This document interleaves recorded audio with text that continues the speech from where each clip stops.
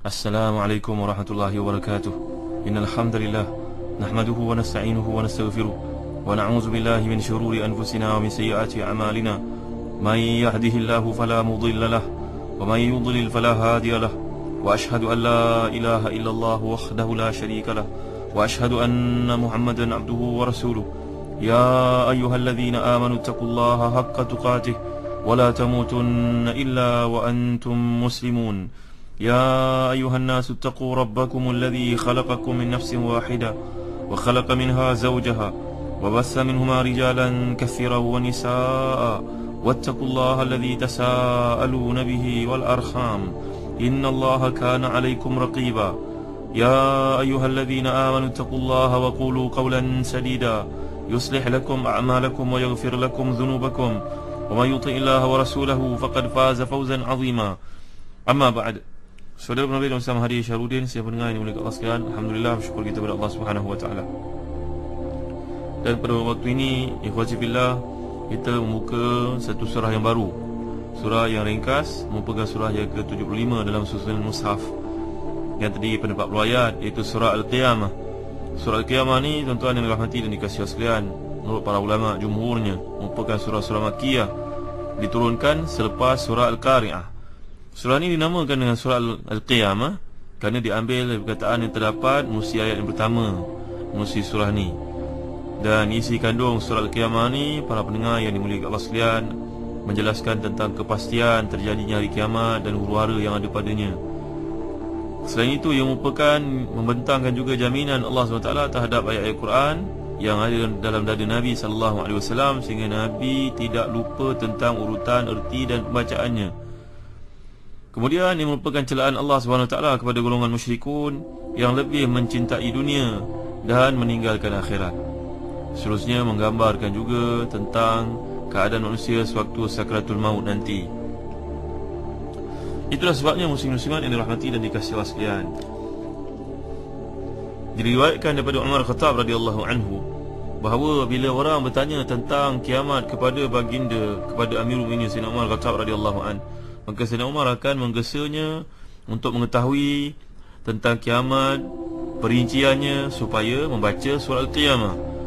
Begitu juga seperti disebut oleh seorang sahabat Nabi Al-Mughirah bin Syu'bah radhiyallahu anhu, bahawa bila manusia ni lalai lupa, dia akan menyatakan Al-Qiyamah, Al-Qiyamah, bacalah surah Al-Qiyamah ni. Juga bila mati seseorang di kalangan mereka, seperti disebut oleh Sa'id bin Jubair radhiyallahu anhu, yang pernah kita kisahkan kehidupan Sa'id bin Jubair ni, berdepan dengan seorang yang amat kejam bernama Al-Hajjaj bin Yusuf As-Saqafi. Sa'id bin Jubair berkata, bila orang lalu sahaja di hadapannya, bila jenazah lalu sahaja di hadapannya, bila kematian didengar, maka dia akan berkata, amma hadha faqad qamat qiyamatuh, adapun fulan ini telah berlaku kiamatnya. Perkara yang sama diriwayatkan daripada Al-Qamah, seperti disebut oleh para ulama tafsir.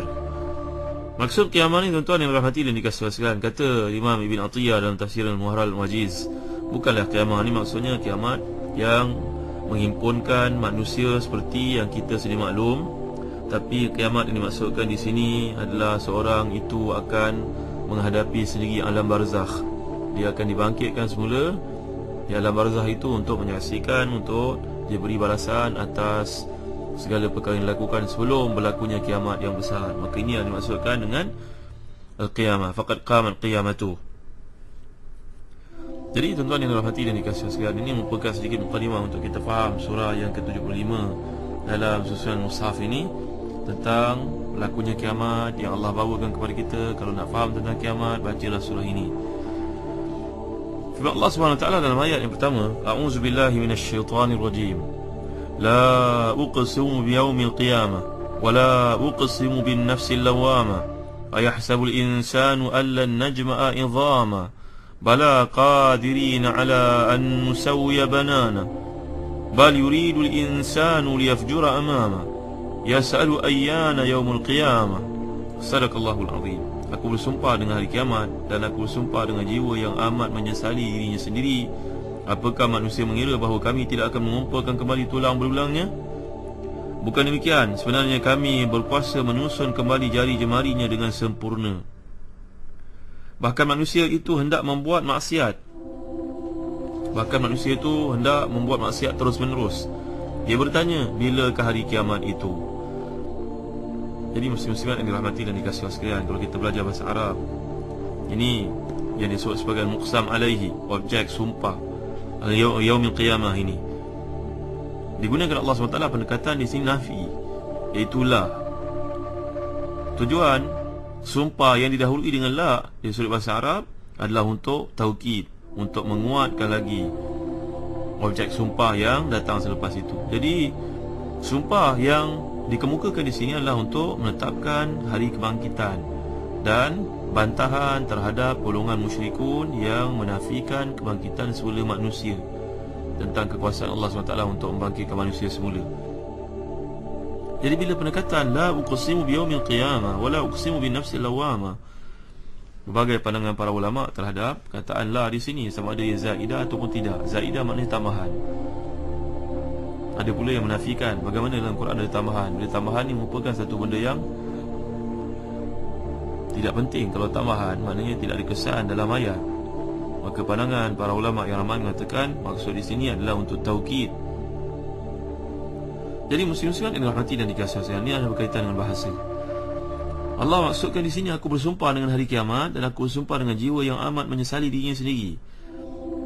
Qatadah berkata, iaitu Allah SWT bersumpah dengan keduanya. Ini merupakan riwayat daripada Ibn Abbas radhiyallahu anhuma dan Sa'id bin Jubair.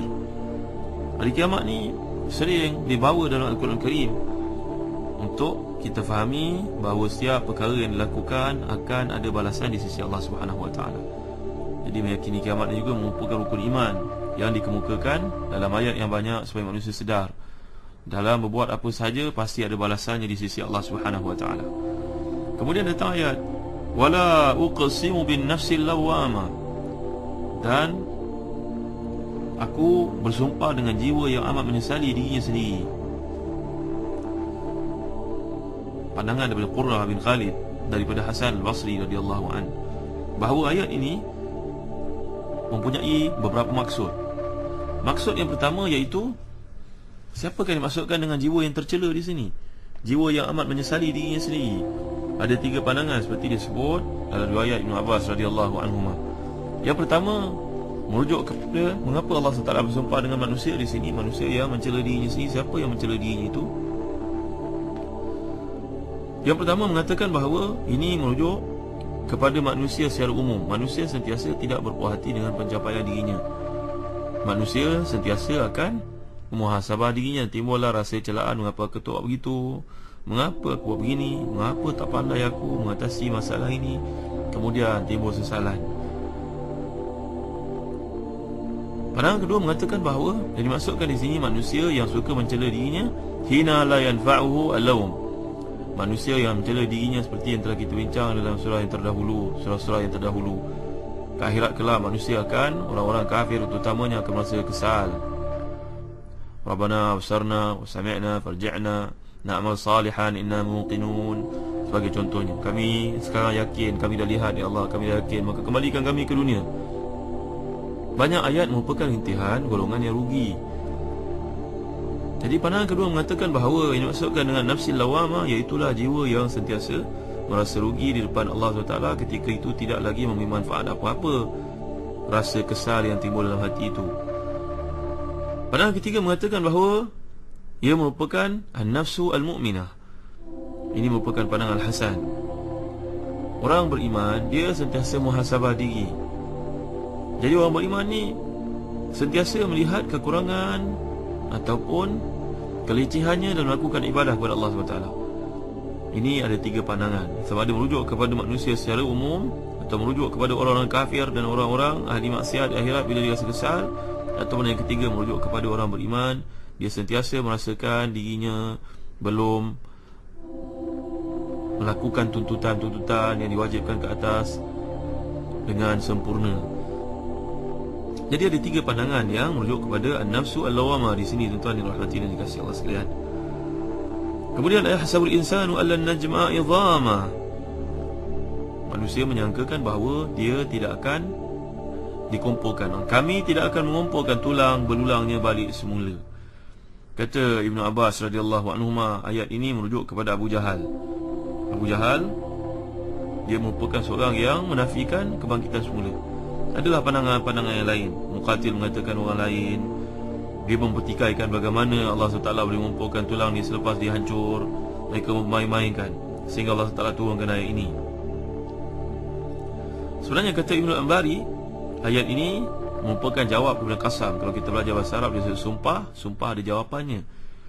Jadi seolah-olah ayat ini, yahsabul insanu allan najma'a idhama, maksud dia la tub'atsunna wa la tuhasabunna, ada jawapan kepada la uqsimu biyaumil qiyamah wa la uqsimu bi nafsil lawwamah. Jadi ada jawapan kepada al-qasam di awal ayat. Ini sudah bahasa Arab, tuan-tuan yang dimuliakan Allah sekalian. Kemudian Allah Taala jelaskan pada ayat yang berikutnya, bala qadirina ala an nusawwiya banana.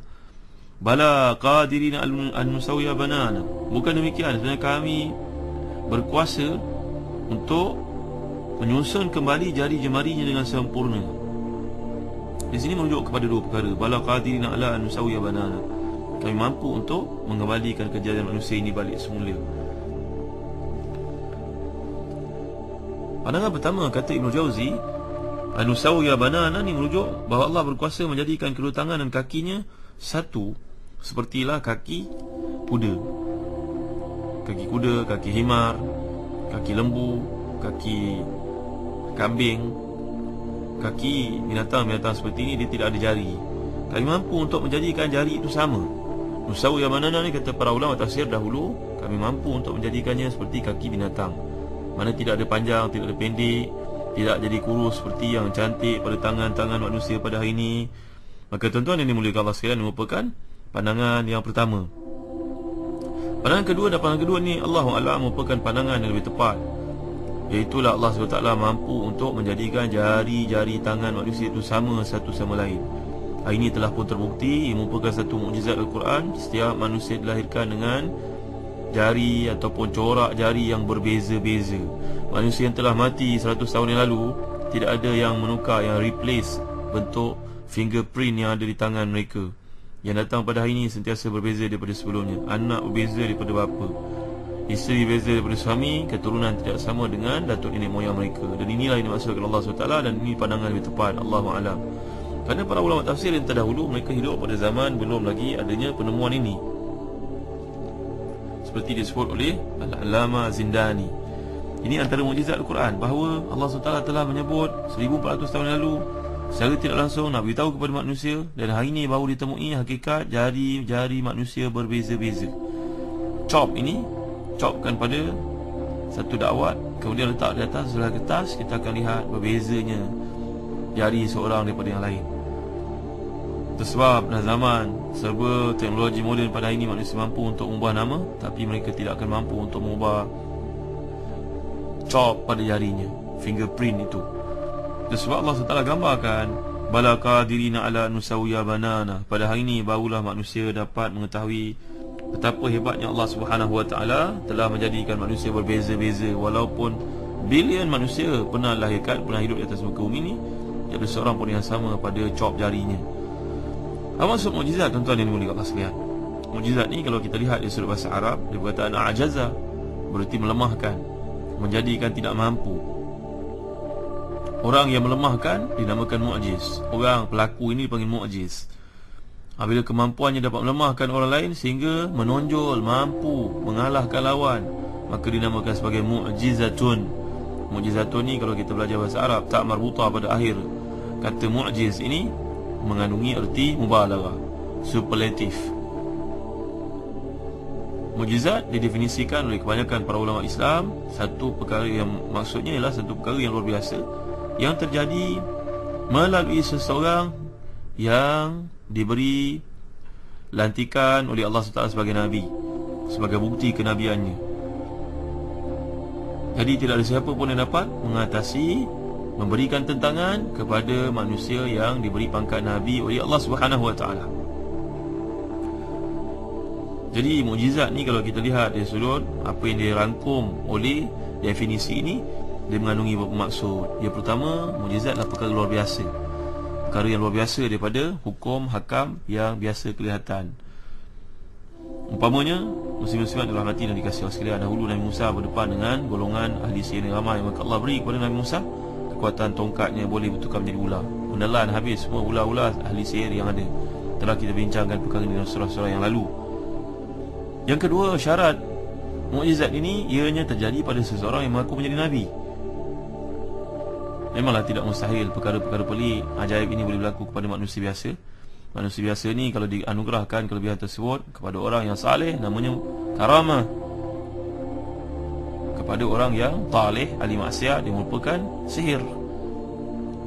Muslim-muslimat yang dirahmati dan dikasihi Allah sekalian, bahkan seorang Nabi yang belum dilantik diberikan kelebihan, namanya bukan mukjizat, namanya bukan karamah, namanya irhas. Irhas seperti kedatangan Nabi contohnya ke rumah Halimatus Sa'diyah menyebabkan keberkatan, kesuburan berlaku kepada ternakan dan pertaniannya. Ini namanya irhas. Dan Nabi pun sebelum dilantik mendengar batu dan pokok-pokok memberi salam pada baginda sallallahu alaihi wasallam. InsyaAllah nanti kita lanjutkan lagi perkara yang kuliah akan datang. Allahu a'lam wa sallallahu ala sayyidina Muhammad wa ala alihi wa sahbihi wa baraka wasallam. Walhamdulillahi rabbil alamin. Wa barakallahu fikum. Wassalamu alaikum warahmatullahi wabarakatuh.